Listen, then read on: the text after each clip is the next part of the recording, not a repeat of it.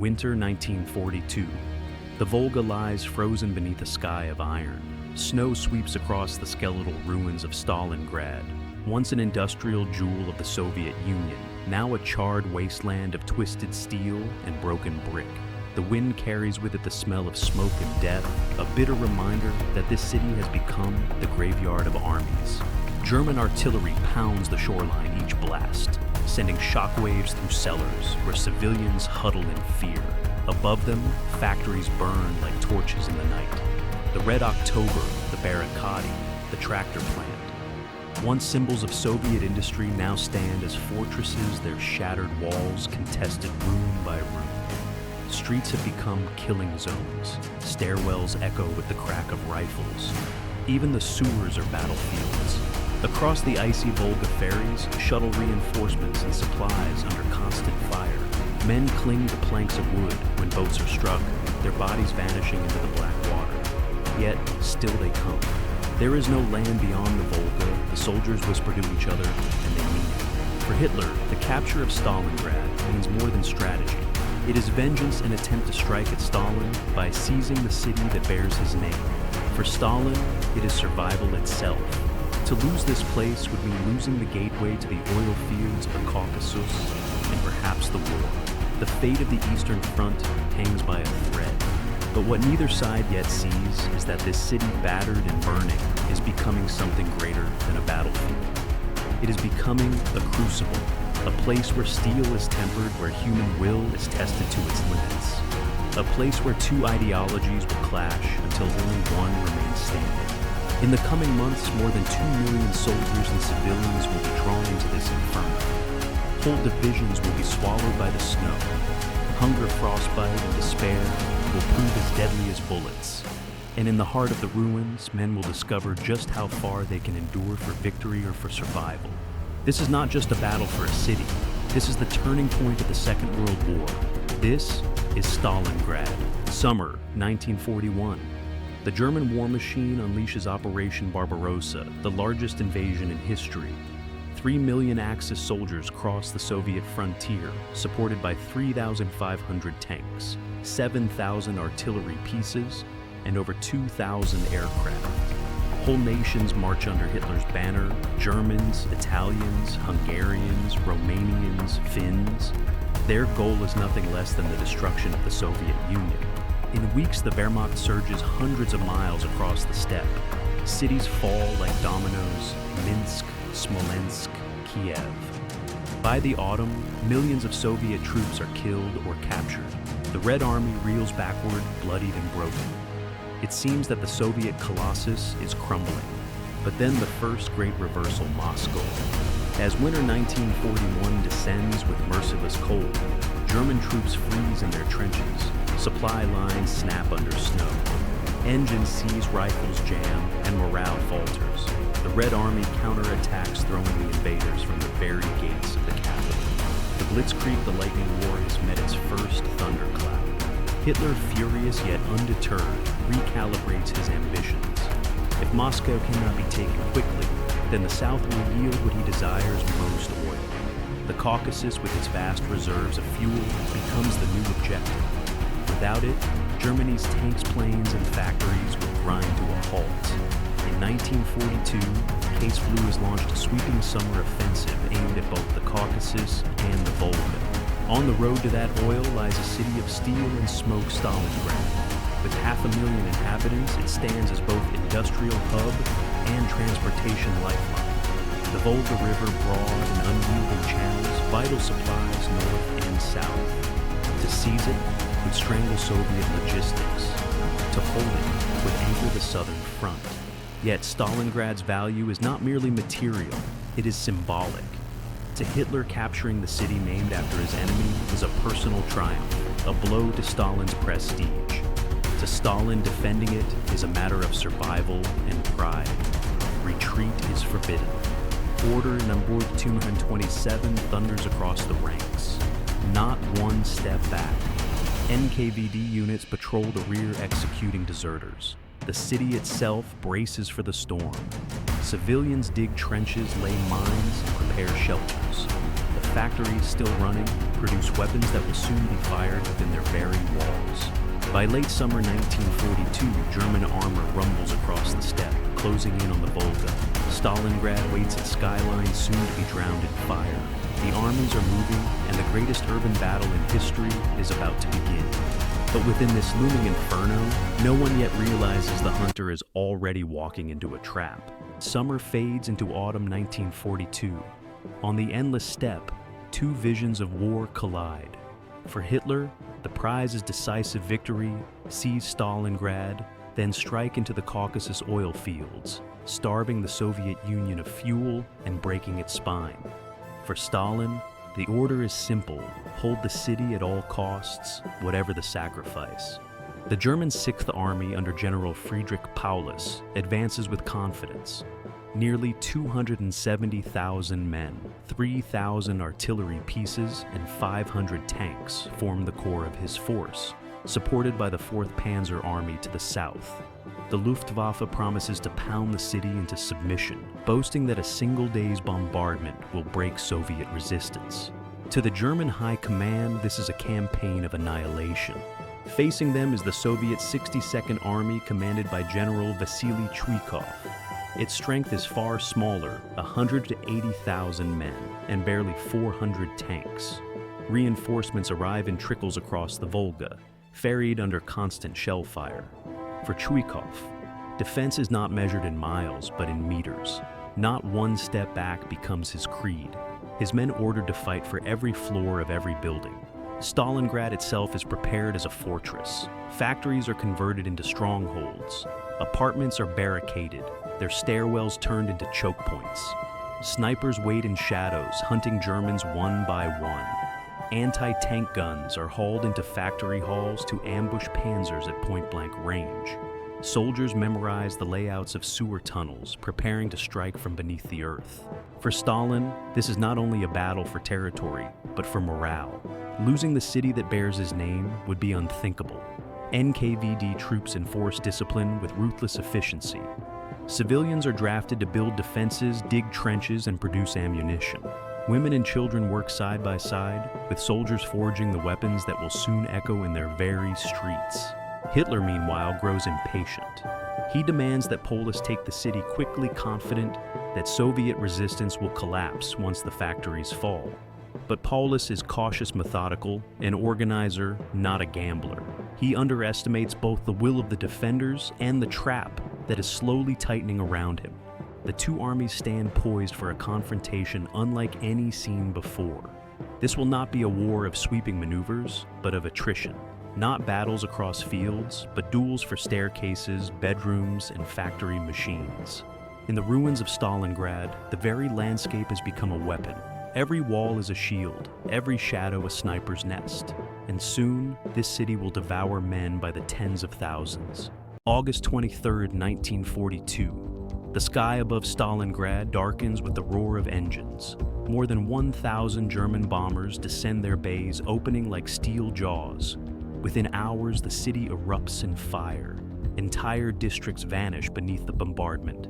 Tens of thousands of civilians perish as flames devour homes, factories, and churches. The Volga itself glows red with reflected fire. What Hitler expected to be a swift victory instead forges a fortress. The rubble, the collapsed walls, the cratered streets, these become weapons in the hands of the defenders. German armor designed for maneuver warfare across open fields now finds itself trapped in a labyrinth of ruins. The city is no longer a prize to be taken in days, but a maze of death. The 6th Army pushes into the outskirts. Train stations fall, then city blocks, then factories. Each advance costs blood. The Red Army's 62nd clings to the west bank of the Volga, refusing to let go. Chuikov orders his men to fight at point-blank range, hugging the Germans so that artillery and airstrikes cannot be used without hitting their own troops. Battles are fought not across streets but across rooms. Machine guns firing through holes in walls, grenades tossed from one floor to another. At the tractor factory, tanks roll off the assembly line and drive straight into combat. At the Barricadi and Red October, Soviet machine gunners fire from behind shattered presses and steel beams. Snipers emerge as the deadliest hunters their rifles, claiming dozens each day. Civilians still trapped in the city fetch water, carry ammunition, and tend to the wounded. Stalingrad becomes a living organism, every corner resisting the invader. The Germans respond with flame. Assault engineers wield flamethrowers, burning defenders from basements and sewers. Artillery pounds entire blocks into dust. Yet every ruin becomes another barricade. Every crater becomes another trench. What should have been conquest by fire becomes entrapment by rubble. By October, 90% of Stalingrad lies in German hands. But that final 10%, the last strip of land along the Volga, holds fast. Reinforcements cross the river under shell fire, their boats sinking in the freezing current. Many drown, but enough survive to keep the defense alive. There is no land beyond the Volga, they whisper, and each night more arrive to prove it. The siege has begun. And what was meant to be a swift victory has become a battle of annihilation. Yet still neither side realizes that Stalingrad is no longer just a battlefield. It is a trap waiting to close. By October 1942, the Soviet defense of Stalingrad teeters on collapse. The Volga is freezing the ferries that once brought reinforcements, now shredded by German shells. Every crossing is a death sentence, boats explode mid-river, soldiers drown in icy water. Bodies carried away beneath the ice. Yet still men cross. Enough survive to hold the line, if only barely. The 62nd Army is reduced to fragments. From its original 180,000, only 20,000 effectives remain. Ammunition runs low, food is scarcer still. Soldiers scavenge for scraps in the ruins. Wounds fester without bandages. Frostbite claims fingers before rifles can fire. Death is everywhere, yet surrender is unthinkable. Behind them lies the Volga. Behind the Volga lies Russia. Stalingrad itself is unrecognizable. 90% of the city lies in German hands. What remains to the Soviets is a narrow strip of land by the river, sometimes no wider than 2 kilometers. Here in cellars and sewer tunnels, the defenders cling to survival. Chuikov himself commands from a bunker barely 50 yards from the front, his headquarters shaking with every shell. Among the ruins, legends are born. At Pavlov's house, a 4-story apartment block, a single platoon under Sergeant Yakov Pavlov fortifies the building with machine guns and mines. For nearly 2 months, they repel endless German assault tanks, flamethrowers, artillery. Their defense becomes a symbol. If one house can hold, so can the whole city. But the cost is staggering. By November, German forces have pushed to the Volga in multiple sectors. They bombard the riverbanks day and night, determined to cut off the last supply routes. Soviet units are reduced to fighting for staircases, for rooms, even for piles of rubble. Casualties are replaced almost immediately, fresh recruits, stepping into positions still warm from the dead. The Luftwaffe controls the sky. Stuka dive bombers shriek as they descend their sirens, a constant terror. German artillery pounds the last Soviet pockets into dust. At times, the situation seems hopeless. The Germans proclaim victory.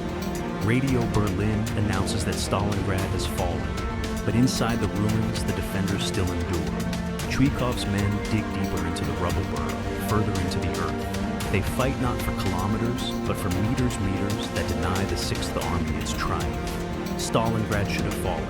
By every measure of war, it was already lost. And yet, it did not. For in the frozen steppe beyond the city, a counterblow is being prepared. One that will turn the hunters into the hunted. Dawn, November 19th, 1942. A frozen silence hangs over the steppe. Then, without warning, the horizon erupts. Over 1 million Soviet soldiers surge forward in a storm of fire and steel. 13,000 artillery pieces thunder in unison, shaking the earth. The counterattack Operation Uranus has begun.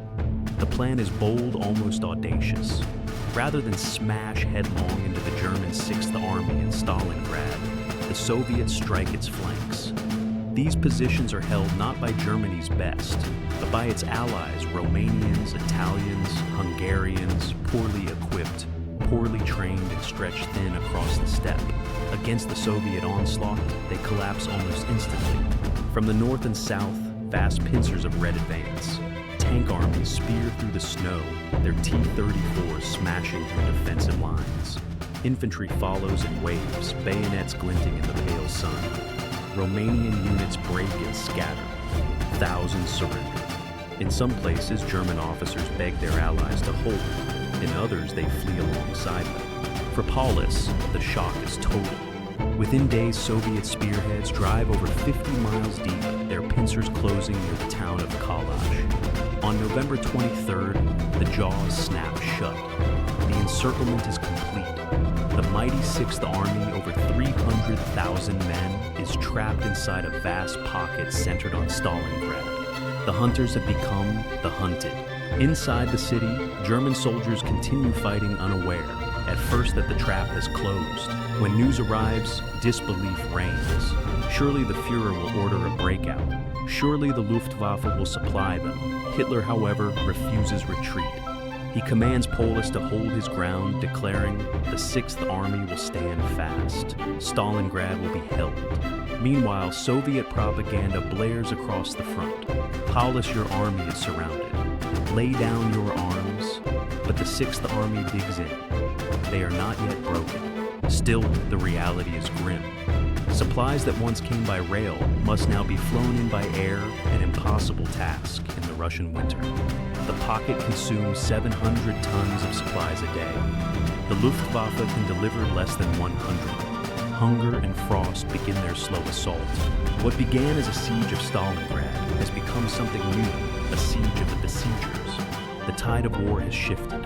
In the ruins of Stalingrad, the noose tightens, and the German army, once triumphant across all of Europe, now finds itself staring into the abyss. Winter tightens its grip. By December 1942, Stalingrad has become a white hell. Temperatures plunge to minus 30 degrees. Snow covers the dead in shallow mounds. The German 6th Army, once the spearhead of Hitler's might, is starving inside its frozen prison. Food vanishes first. Horses are slaughtered for meat. Soldiers boil wallpaper paste into thin gruel chew leather belts to quiet their hunger. Bread, when found, is black with mold. Ammunition dwindles. Rifles are useless without bullets. Men fight with captured Soviet weapons with knives with bare hands. The Luftwaffe tries to supply the pocket, but the task is impossible. What the 6th Army needs is 700 tons per day. What it receives averages less than 100. Transport planes are shot from the sky, their wreckage smoldering in the snow. Desperate drops scatter crates into Soviet lines, feeding the enemy instead. Disease spreads: dysentery, frostbite, typhus. Limbs blacken and rot. Soldiers wander in delirium, collapsing in the snow. Whole units dissolve. Yet still Hitler commands, stand fast. Retreat is forbidden. Rescue never comes. On January 10, 1943, the Soviets unleash Operation Ring. Over 7,000 guns open fire in a thunderous barrage. The pocket shrinks. German lines splinter. Villages, trenches, and airfields fall one by one. Soviet tanks prowl the ruins, their cannons blasting bunkers at point-blank range. The 6th Army is being crushed to dust. Paulus, pale and exhausted, receives Hitler's final message. He is promoted to Field Marshal. No German Field Marshal has ever surrendered. The implication is clear. He must fight to the death or take his own life. Paulus refuses. "I have no intention of shooting myself for that Bavarian corporal," he mutters. He will not die for Hitler's vanity. On January 31st, the southern pocket collapses. Paulus, surrounded in his headquarters in the ruins of a department store, surrenders with his staff. 2 days later, the northern pocket falls. Resistance ends. Of the 300,000 men who entered Stalingrad, only 91,000 survived to surrender. Starved, frozen, skeletal, they march into captivity. Barely 6,000 will ever return to Germany. The rest vanish into the vast gulag of the East. The battle is over. The 6th Army is no more. On the banks of the Volga, the greatest military machine the world had ever seen has been broken. And in its place rises a new certainty that the Red Army will not only endure, but advance. The tide of the Second World War has turned. February 1943. The guns fall silent over Stalingrad. Smoke drifts across a landscape of ashes. The city is gone, 99% of its buildings reduced to rubble. Yet, amid the ruins, Soviet soldiers raise their banners in triumph. The impossible has been achieved. The Red Army has not only survived, it has destroyed an entire German army. The cost, however, is beyond imagination. Soviet losses exceed 1.1 million dead, wounded, or missing. For the Germans and their Axis allies, casualties surpass 800,000. Together, nearly 2 million souls are consumed by this single campaign. Stalingrad is not merely a battle, it is a massacre written across months of fire and smoke. But the outcome is decisive. For Germany, the aura of invincibility is shattered. The myth of the unstoppable Wehrmacht lies buried in the ruins. The Sixth Army, once hailed as Hitler's spearhead, is annihilated. For the Soviets, Stalingrad becomes legend, a symbol of sacrifice, resilience, and defiance against impossible odds. Strategically, the impact is enormous. Never again will Germany seize the initiative on Western front. From this moment onward, the Red Army pushes westward, reclaiming city after city, step by bloody step, until it reaches Berlin itself in 1945. Stalingrad marks the turning point of the Second World War. The city slowly rises again. Factories are rebuilt. Families return to shattered homes. Yet, the scars remain. Mass graves stretch across the steppe. Memorials rise on Mamaya Kurgan, where the fighting is fiercest, crowned by the towering statue of the motherland calls. To this day, it stands as one of the largest war memorials in the world, a testament to both the cost and the triumph of the battle. For the men who fought there, the memories never fade. German survivors remember the cold, the hunger, the despair. Soviet veterans recall the endless struggle for every room, every staircase. For the families of the fallen Stalingrad is not a name, it is a wound carved into history. And yet beyond the loss, the meaning is clear. Stalingrad was more than a victory. It was proof that the tide of fascism could be broken, that endurance could outlast aggression, that sacrifice could reshape the world. This was not merely a clash of armies, but a turning of history itself. In the ruins of Stalingrad, the fate of Europe was decided, and from its ashes rose the path to victory in the Second World War.